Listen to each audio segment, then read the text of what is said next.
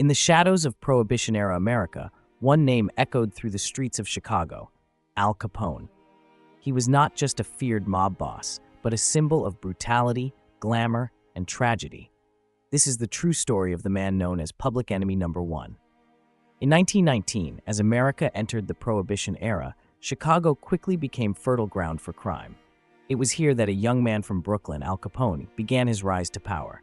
At first, he was just an unknown street hood, working under the infamous Johnny Torrio, who built an empire of bootlegging and illegal speakeasies.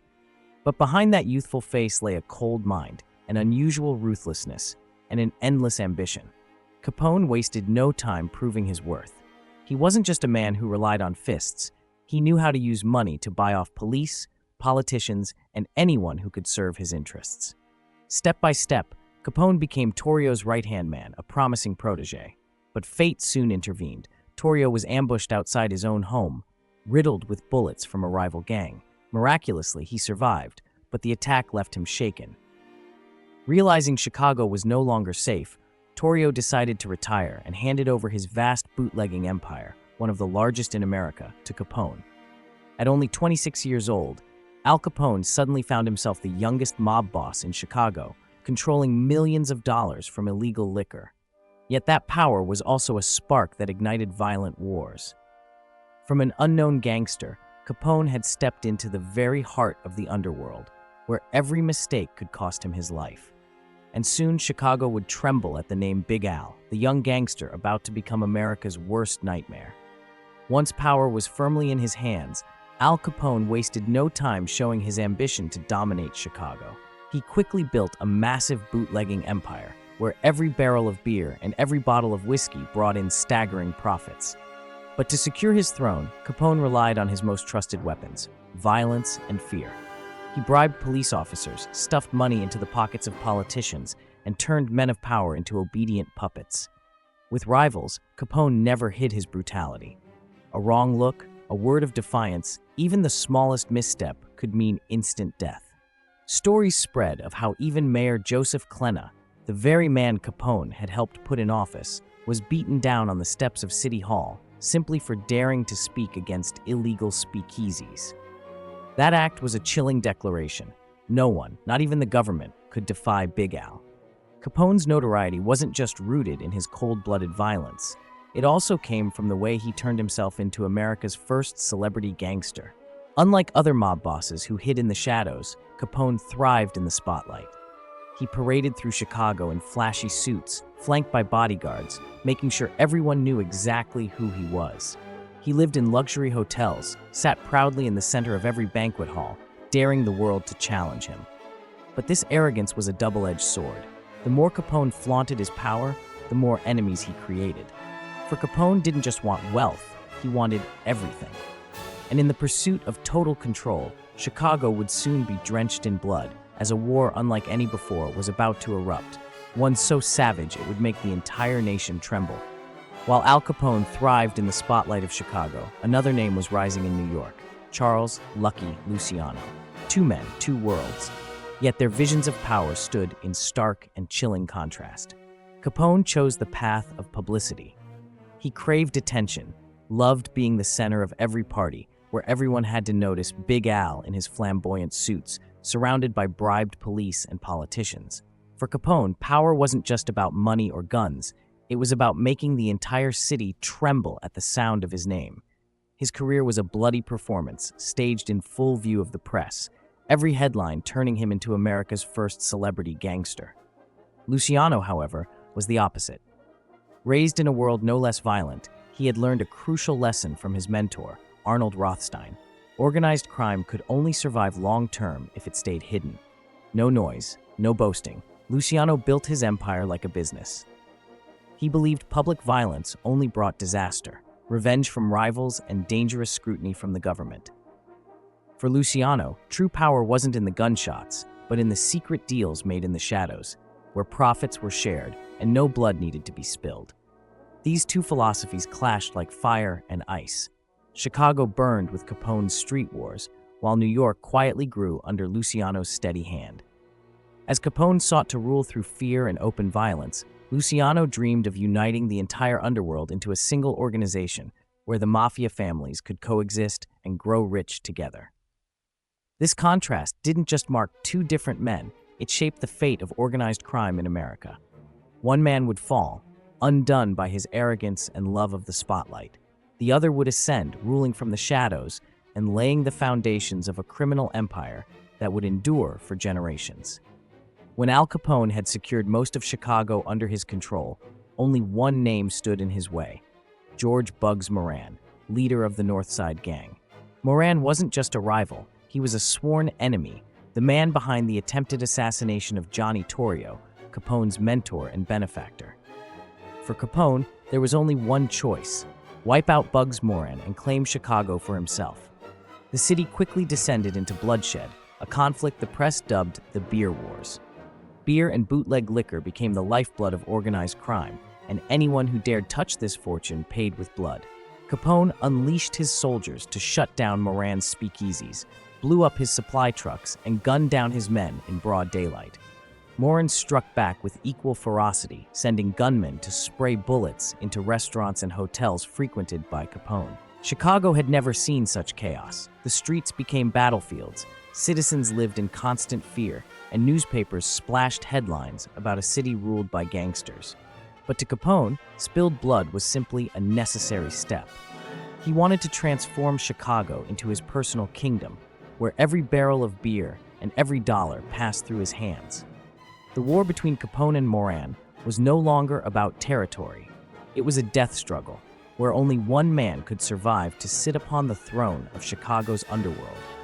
And as the gunfire roared through the night, America held its breath, for whoever triumphed in this war would redefine the very face of crime in an era of blood and power. On the cold morning of February 14, 1929, Chicago was about to witness one of the bloodiest massacres in American criminal history. Bugs Moran received secret word. A shipment of Capone's bootleg liquor had been hijacked and was being sold off cheaply. The location, a small garage on North Clark Street. Moran believed it was the perfect chance to strike at his rival's profits. But it was, in fact, the deadly trap Capone had set. As Moran's men waited inside the garage, a police car suddenly pulled up outside. Relieved, they assumed it was nothing serious, just another shakedown they could settle with a handful of bribe money. They were wrong. Those cops were actually Capone's gunmen in disguise. In an instant, Moran's men were ordered to line up against the wall with their hands raised as if they were being frisked. None of them realized this wasn't an arrest, it was an execution. The roar of Thompson's submachine guns shattered the silence. Hundreds of bullets ripped through the air, leaving 7 bodies crumpled in pools of blood. News of the massacre spread like wildfire. Grisly photographs from the scene splashed across newspapers nationwide, shocking the public to its core. Though Capone was nowhere near the garage, suspicion immediately pointed to him. To America, Big Al was no longer just a bootlegging boss. He was the embodiment of raw violence, a monster in human form. The St. Valentine's Day massacre cemented Capone's infamy. His name dominated headlines. His power loomed larger than ever. But that same morning of blood also sealed his fate. For the federal government, this was the final straw. Al Capone had officially become public enemy number 1, and Washington was now determined to bring him down. The bloody St. Valentine's Day massacre of 1929 shook America to its core. The image of 7 lifeless bodies sprawled in a garage on North Clark Street outraged the public and forced President Herbert Hoover himself to act. Bring down Al Capone at any cost. This was no longer just a gangland feud. It was now a war between the federal government and the man branded public enemy number 1. In response, a special task force was assembled in Chicago, led by a 26-year-old agent named Elliot Ness. Unlike the local police, who were already in Capone's pocket, Ness and his men were carefully handpicked. Men who could not be bribed, could not be threatened, and could not be bent. The press soon gave them a name that would become legendary: the Untouchables. Ness's strategy was not to attack Capone head-on. After all, Big Al was too skilled at shielding his crimes with money, blood, and lawyers. Instead, Ness went after the very lifeblood of Capone's empire: bootleg liquor. Through wiretaps, undercover surveillance, and intelligence gathering, the untouchables relentlessly raided Capone's breweries and warehouses. Each raid was staged before the press. Photographs of smashed beer barrels, destroyed distilleries, and incorruptible agents standing tall for the cameras. Capone, once a master of publicity, now found the spotlight turned against him, his reputation unraveling in front of the nation. Meanwhile, the U.S. Treasury Department launched a parallel offensive. While Ness attacked from the streets, federal tax investigators dug into Capone's secret ledgers. He could hide murders, intimidate witnesses, and walk free from countless charges. But one thing he couldn't escape was taxes. Capone was worth millions, yet he had never paid a cent to the government. At first, Capone mocked the effort. He believed a few checks and bribes could smother any investigation, but this time, he was wrong. Ness and his squad could not be bought. The federal prosecutors would not bend. For the first time in his reign, Capone discovered there were men he could not control. As warehouse after warehouse was smashed and his fortune drained, Capone struck back the only way he knew, through violence. Ness was followed, threatened, and even targeted by car bombs. Yet Ness never flinched. Each time, he appeared before the press, calmly declaring, "We will not stop." His unshakable resolve won the admiration of the public and transformed the fight against Capone into a symbol of justice. The climax came when Ness and the Treasury unearthed undeniable evidence, handwritten records proving Capone had pocketed millions while paying no taxes. It was the fatal blow. A cold-blooded killer might evade justice for murder, but against the charge of tax evasion, Capone had no defense. When the indictment was announced, the nation held its breath. Capone, the man who had once humiliated Chicago's mayor in broad daylight, who flaunted his power as if untouchable, was now just another defendant in a federal courtroom. He still believed he could buy his way out, bribing jurors as he had done so many times before. But this time, the government was one step ahead. At the last moment, the judge swapped out the entire jury pool. On October 17, 1931, the verdict was delivered: 11 years in federal prison for tax evasion. It was no ordinary sentence. It was a message. No man, not even Al Capone, could stand above the law. In October 1931, Al Capone, once the man who made all of Chicago tremble, was handed an 11-year prison sentence for tax evasion. The mighty mob boss had finally been brought down by the law. But this was only the beginning of his long descent into humiliation. At first, Capone was sent to the federal penitentiary in Atlanta. With his immense wealth, he managed to turn prison life into something resembling a private hotel. He secured better food, a spacious cell, even a violin to entertain himself. But this illusion of privilege didn't last long. When word leaked to the public, outrage erupted. The government realized that Capone had not yet truly been broken. So in 1934, the authorities played their trump card: Alcatraz. The newly built fortress on an isolated island off San Francisco Bay was designed to hold America's most dangerous criminals. Capone's transfer there was not just punishment, it was a spectacle. The once untouchable king of Chicago, shackled and ferried across the water, was now cast into a place from which there was no escape. On Alcatraz, Capone was no longer Big Al. He was simply inmate number 85. His world shrank to a narrow cell 6 by 9 feet, where he ate bland rations and scrubbed floors like everyone else. The other convicts, well aware of his infamous reputation, did not treat him with fear or respect. Instead, they mocked him, calling him the Mop Man. For Capone, it was the ultimate degradation. But worse than the walls and iron bars was the disease that gnawed away at him. The syphilis he had contracted in his youth now attacked his brain. Headaches, confusion, and fits of delirium turned the once ruthless mastermind into a hollow shell.